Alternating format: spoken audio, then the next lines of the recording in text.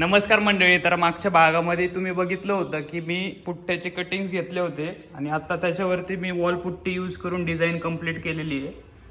इथं तुम्हाला दिसत असेल हनुमानाचं पण आपण एक कटिंग केलंय पुठ्ठ्याचं आणि अशा प्रकारे एका एका कटिंगवरती छोटी छोटीशी डिझाईन मी त्याच्यामध्ये ॲड केलेली आहे वॉल पुट्टी यूज करून.